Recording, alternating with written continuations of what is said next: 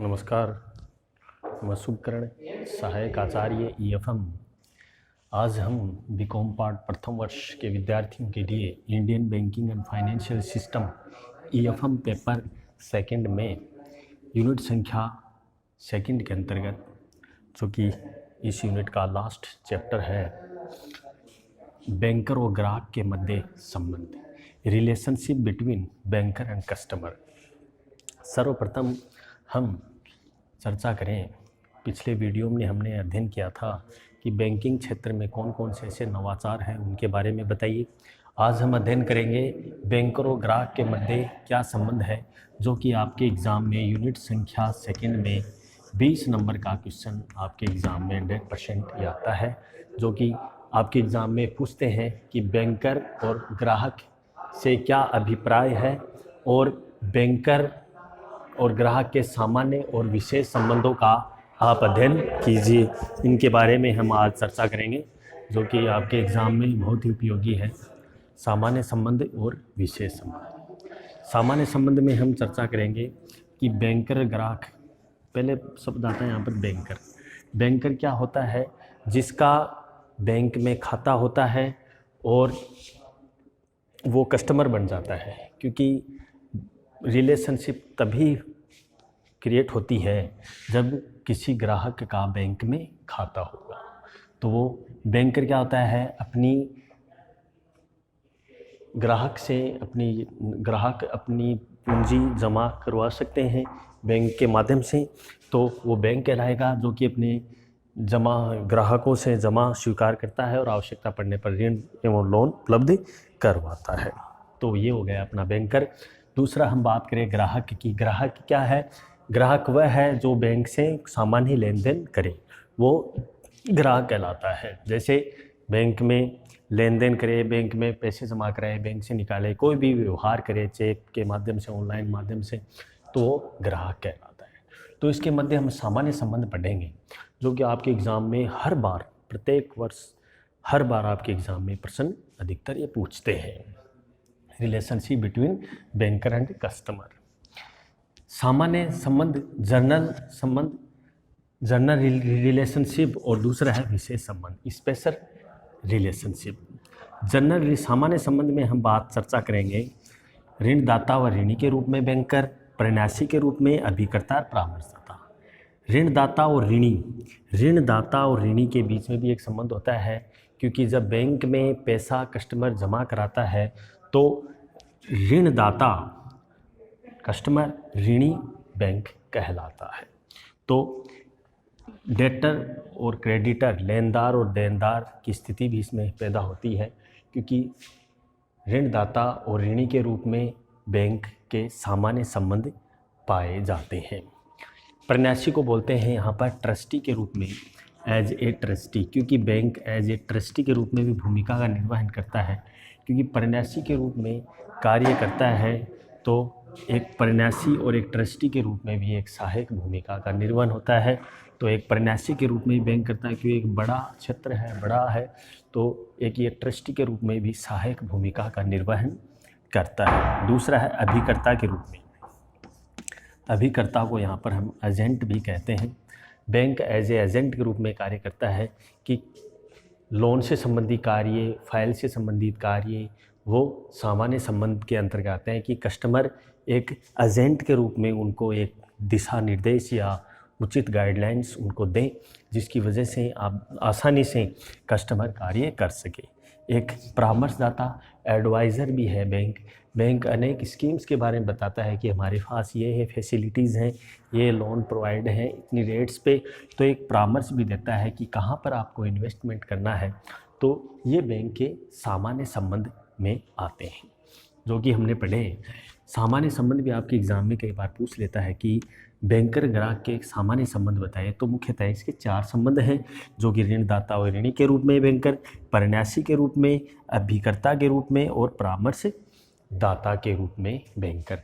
तो ये 4 सामान्य संबंध आते हैं। दूसरी हम चर्चा करें बैंक के विशेष संबंध। ये भी इम्पोर्टेंट है, जो कि विशेष संबंध में, स्पेशल रिलेशनशिप में 2 प्रकार भागों में बांटा गया। इसको बैंकर के अधिकार और बैंकर के दायित्व। राइट्स ऑफ बैंक और लाइबिलिटीज़ ऑफ बैंकर। बैंकर के अधिकार है, प्रथम है ग्रहणाधिकार। अधिकार का मतलब बैंक के पास कौन कौन से राइट ऐसे हैं जो कि नियमानुसार वह कार्रवाई कर सकता है, तो वो अधिकार की श्रेणी में आते हैं। तो बैंक के अधिकारों की हम चर्चा करें तो अधिकार बहुत हैं। पहला ग्रहणाधिकार। ग्रहणाधिकार लियोन। ग्रहणाधिकार क्या होता है? जैसा कि माना कि ये संपत्ति, ये कस्टमर है ए, बी बैंक है। कस्टमर एक बी से लोन ले लेता है, तो गिरवी मॉर्गेज लोन जब लेगा तो कोई सिक्योरिटी के रूप में वो बैंक के पास जमा करवाता है। तो जब सिक्योरिटी बैंक के पास जमा होगी तो ए इसका क्या होगा? ग्रहणाधिकार कहलाएगा। बैंक उसकी प्रॉपर्टी को क्या कर देगा? लेओन, उसको ग्रहणाधिकार अपने अधिकार क्षेत्र में ले लेगा, तो ये ग्रहणाधिकार कहलाता है। अगली हम चर्चा करें दूसरे बैंकर के अधिकार में भुगतानों के नियोजन का अधिकार। बैंक को ये भी एक अधिकार है, बैंक को ये भी एक उसका ड्यूटी है कि जो भी उसके भुगतान होंगे उनको किस प्रकार प्लानिंग करके उनका भुगतान करता है, या उनका भुगतान किस प्रकार करता है, ये भी उसको राइट्स हैं। भुगतान से संबंधित विभिन्न प्रकार के रूल्स रेगुलेशन हैं, जैसे चेक का भुगतान है, नकद में भुगतान है, तो ये भुगतानों का नियोजन का अधिकार भी बैंक के पास एक राइट्स के रूप में माना जाता है। अगला है प्रतिसाद। प्रतिसाद का भी एक है सेटअप, किस प्रकार से समायोजित करना है, तो प्रतिसाद का भी एक अधिकार बैंक के पास है कि कौन सी राशि, कौन सी मद या किस प्रकार से उसको समायोजित करना है, तो प्रतिसाद के श्रेणी में आता है। चौथा है ब्याज, कमीशन, प्रभार आदि वसूलने का अधिकार।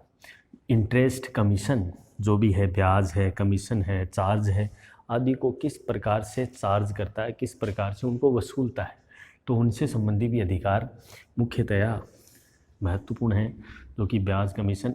ब्याज अपनी जमाओं पर कस्टमर बैंक में पैसा जमा कराता है, जब बैंक में पैसा जमा कराता है उनकी जमा पूंजी पर उसको क्या मिलता है?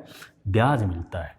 तो ब्याज का अधिकार भी एक बैंक को देना होता है, ब्याज देना होता है। कमीशन, बैंक को निर्धारित प्रतिफल में कमीशन भी है, उनका भी एक अधिकार है। चार्ज है, शुल्क है, जैसा कि प्रभार, चार्ज किस प्रकार, जैसे एक स्थान से दूसरे स्थान से दूसरी ब्रांच में जाके आप किसी व्यक्ति विशेष के खाते में जब पैसा जमा करवाते हैं तो बैंक एक अतिरिक्त चार्ज भी लेता है। एक निर्धारित मापदंडों के अनुसार, जैसा कि एटीएम के माध्यम से आप पैसा जब निकालते हैं, विड्रॉ जब करते हैं, तो एक निश्चित ट्रांजैक्शन के बाद में बैंक अपने पास से चार्ज लेता है, तो वो प्रभार कहलाता है। उनको वसूलने का अधिकार भी बैंक को है। तो ये चार राइट्स के अंदर आते हैं कि बैंकर के कौन कौन से राइट्स हैं। Rights of banker.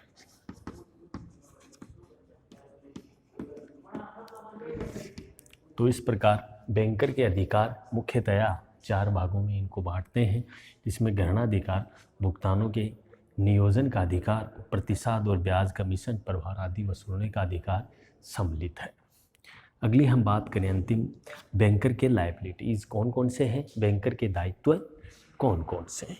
तो बैंकर के दायित्व की हम बात करें तो चेक के भुगतान का एक वैधानिक दायित्व, कि चेक को किस प्रकार से भुगतान करने का एक वैधानिक दायित्व प्राप्त होता है।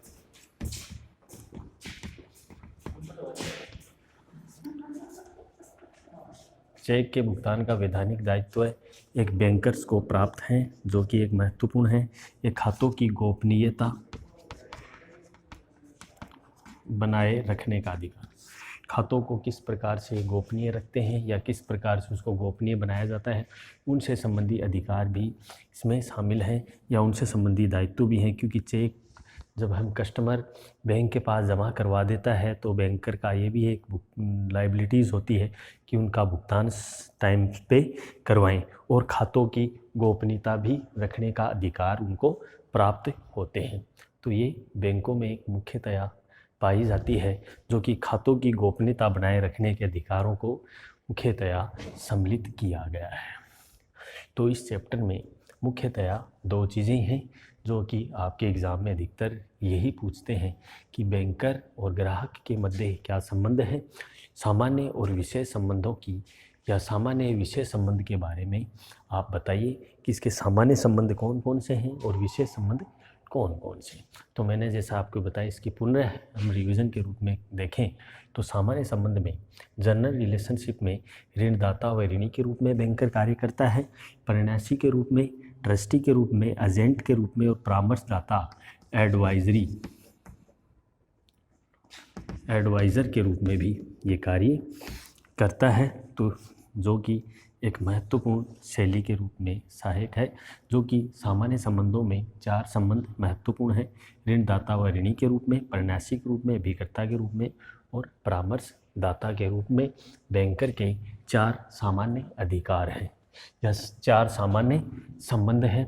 विशेष संबंध में स्पेशल रिलेशनशिप के अंतर्गत बैंकर के राइट्स ऑफ बैंकर में बैंकर के अधिकार में प्रथम है घरेणा अधिकार का, भुगतानों के नियोजन का अधिकार का, प्रतिसाद का और ब्याज, कमीशन, परिवार आदि वसूलने का अधिकार इनमें सम्मिलित है। तो 4 प्रकार के अधिकार हैं। 2 इसके दायित्व हैं, चेकों के भुगतान का वैधानिक दायित्व है और खातों में गोपनीयता बनाने का दायित्व है।